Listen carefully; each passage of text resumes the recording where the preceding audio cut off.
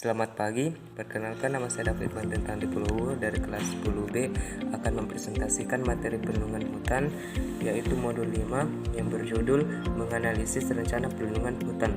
Adapun tujuan pembelajaran yang kita dapatkan dari modul 5 ini yaitu yang pertama menganalisis rencana perlindungan hutan dan yang kedua menjelaskan rekomendasi rencana perlindungan hutan secara umum. Pada kesempatan ini saya akan menjelaskan materi bagian A yaitu menganalisis rencana perlindungan hutan. Dalam pelaksanaan perlindungan hutan perlu adanya rencana yang tersusun secara sistematis. Di antaranya meliputi yaitu ada 3. Yang pertama penyusunan rencana kerja, dan yang kedua klasifikasi rencana kerja, dan yang ketiga adalah jenis rencana kerja. Dan baiklah, kita akan jelaskan dan bahas satu persatu. Yang pertama, penyusunan rencana kerja. Rencana kerja perlindungan dan pengamanan hutan ada beberapa hal yang perlu diperhatikan. Di antaranya yaitu yang pertama mengumpulkan informasi dan bahan. Sebagai langkah awal, informasi dan bahan sangat diperlukan yang dapat diperoleh dari sumber langsung ataupun dari sumber sekunder. Dan yang kedua, mengolah data untuk menyusun rencana kerja. Informasi dan bahan yang telah diperoleh selanjutnya dikaji dan disintesa untuk memperhatikan kekuatan, kelemahan, peluang dan ancaman serta menetapkan langkah-langkah pelaksanaan kegiatan yang efisien dan efektif. Dan yang ketiga adalah membuat rencana kerja. Setelah pengolahan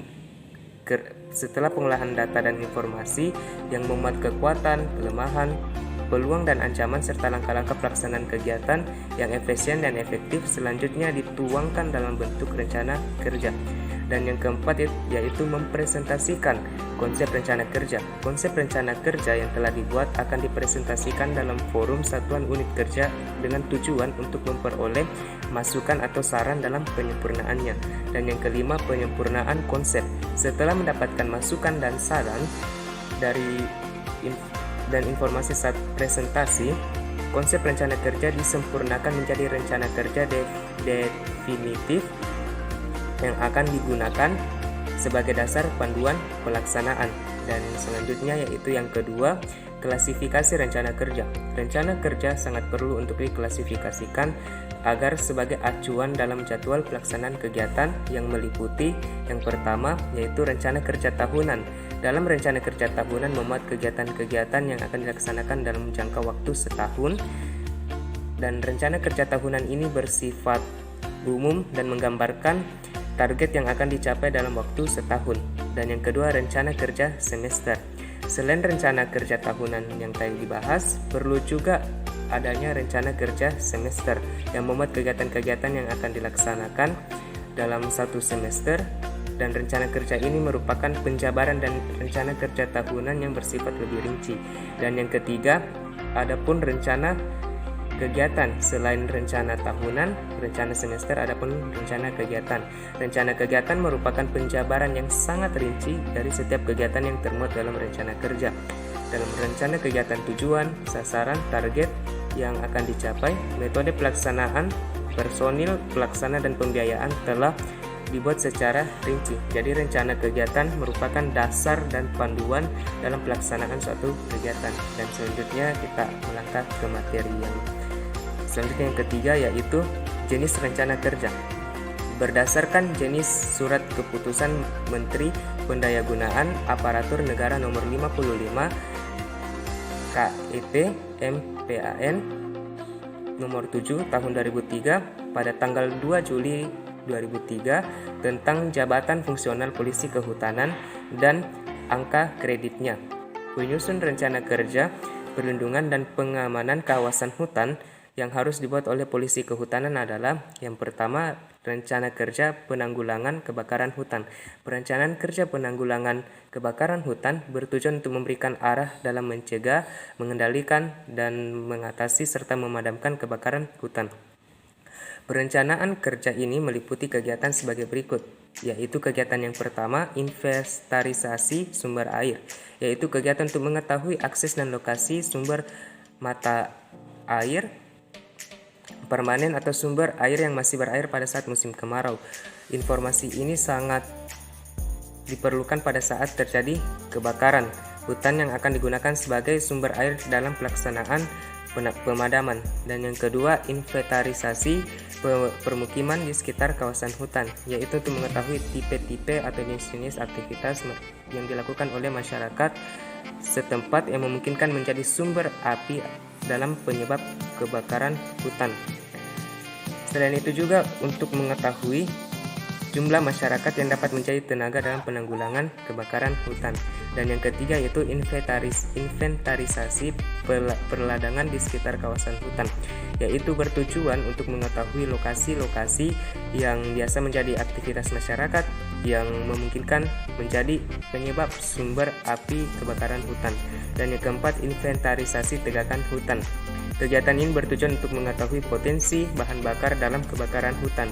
Dan yang kelima, patroli hutan, yaitu kegiatan perondaan atau untuk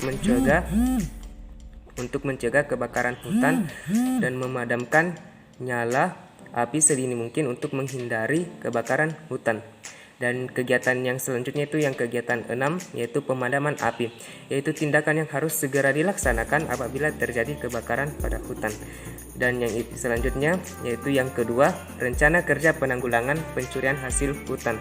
Perencanaan kerja penanggulangan pencurian hasil hutan bertujuan untuk memberikan arah dalam mencegah dan memberantas kegiatan pencurian, penebangan liar dalam kawasan hutan termasuk peredarannya. Yang dimana rencana kerja ini meliputi beberapa jenis kegiatan sebagai berikut, yaitu kegiatan pertama, inventarisasi daerah rawan penebangan liar dan akses yang digunakan untuk penebangan liar serta peredaran kayu secara liar atau ilegal. Dan yang kedua, inventarisasi tegakan hutan, yaitu kegiatan ini bertujuan untuk mengetahui potensi kayu dan nilai ekonomis pada hutan. Dan yang kegiatan ketiga yaitu penjagaan dan patroli hutan, merupakan kegiatan perondaan untuk mencegah terjadinya pencurian hasil hutan dan penebangan liar serta peredaran hasil hutan secara liar. Dan yang keempat, kegiatan mengkoordinasi pemberantasan penebangan liar dan peredaran hasil hutan dengan instansi-instansi terkait lainnya. Dan yang kelima, rencana pelaksanaan operasi fungsional, operasi gabungan dan operasi khusus pemberantasan penebangan liar di dalam kawasan hutan dan peredarannya. Dan yang ketiga yaitu rencana penanggulangan perambahan hutan. Kegiatan yang termasuk penanggulangan perambahan hutan diantaranya yaitu kegiatan pertama, inventarisasi ladang dan permukiman dalam hutan.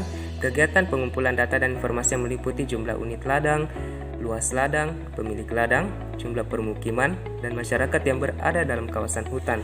Serta kegiatan yang kedua yaitu inventarisasi permukiman di sekitar kawasan hutan, meliputi jumlah unit ladang, luas ladang, pemilik ladang, jumlah permukiman, masyarakat dan serta masyarakat yang tinggal atau yang berada di sekitar batas kawasan hutan, aksesibilitas dan lain-lainnya. Dan yang ketiga, kegiatan ketiga itu penurunan perambah dari dalam kawasan hutan, merupakan kegiatan yang telah dikoordinasikan dengan pemerintah daerah untuk mengeluarkan perambah dari kawasan hutan. Dan yang selanjutnya, yang keempat yaitu rencana penanggulangan dari hama dan penyakit. Dan kegiatan ini meliputi penanggulangan hama dan penyakit yang terdiri dari beberapa jenis kegiatan. Diantaranya adalah yang pertama, inventarisasi tumbuhan eksotik. Kegiatan ini bertujuan untuk mengetahui jenis tumbuhan yang tidak asli setempat yang memungkinkan menjadi gulma bagi tanaman lain. Dan yang kedua, kegiatan kedua yaitu inventarisasi satwa eksotik. Kegiatan yang merupakan kegiatan pengumpulan bahan dan informasi yang berkaitan dengan adanya satwa bukan lokal yang memungkinkan menjadi sumber hama bagi tanaman hutan. Dan yang kegiatan ketiga yaitu inventarisasi satwa liar yang populasinya melimpah dan telah menyebabkan kerusakan pada tegakan hutan. Dan yang terakhir, kegiatan 4 yaitu kegiatan monitoring kesehatan pada tegakan hutan dari waktu ke waktu. Dan demikianlah video presentasi saya pada kesempatan ini, dan mohon maaf apabila ada kesalahan kata atau pengucapan, dan semoga bermanfaat. Sekian dan terima kasih.